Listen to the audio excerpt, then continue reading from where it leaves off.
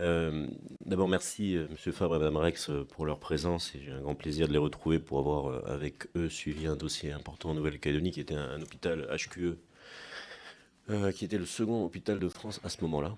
HQE qui était un gros enjeu et pour lequel on a eu un accompagnement très important de l'ADEME. Mes questions, elles sont un peu moins sympathiques.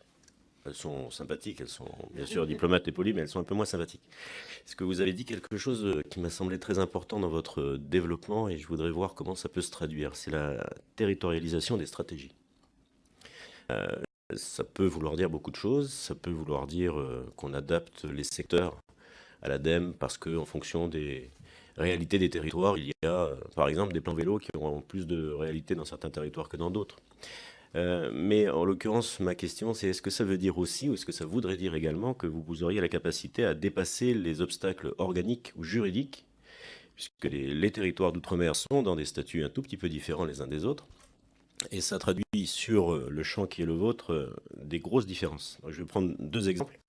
Celui de la maîtrise des coûts de l'énergie. Donc, la Nouvelle-Calédonie, en l'occurrence, a développé, s'est inscrit dans une stratégie de transition énergétique, comme vous le savez, veut développer les énergies renouvelables. On aura quelques îles, notamment les îles Loyauté, qui vont être les premières îles vertes, enfin totalement vertes en termes de production d'électricité. Donc c'est très bien, mais globalement, on a aussi 3 usines de production de nickel de classe mondiale avec des consommations d'énergie colossales.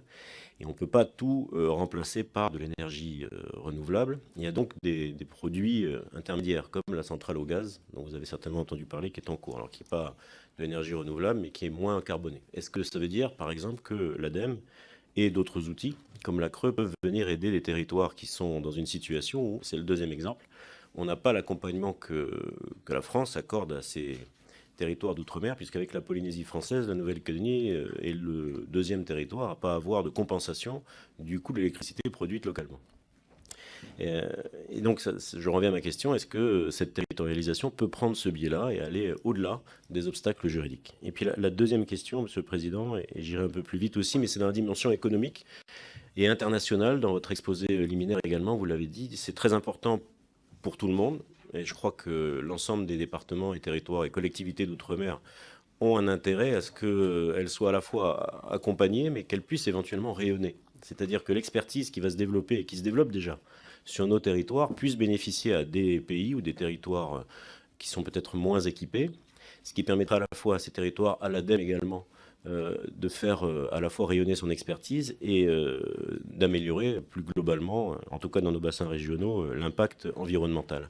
C'est une question qui est sensible pour nous tous, parce on est tous qu'on soit député de l'Hexagone et originaire des Outre-mer ou habitant dans ces Outre-mer sensibilisés à la montée des eaux. On a bien vu qu'il y a des... Enfin, j'ai lu, mais je n'y comprends rien parce que je ne suis pas scientifique, qu'il y a des réactions morphodynamiques de la part de ces territoires. Donc c'est formidable qu'ils risquent de peut-être compenser un peu la montée des eaux. Mais enfin, en attendant, elles montent quand même. Il y a des réalités donc, qui s'appliquent d'abord sur nos territoires, qui touchent singulièrement donc, vos cœurs d'activité. Donc est-ce que ça veut dire que le sanglier, c'est ça, que l'ADEME souhaite être, en tout cas prendre comme image, a vocation et la capacité à bousculer un peu, à renverser la table, pour reprendre votre expression de tout à l'heure, en la matière. Merci.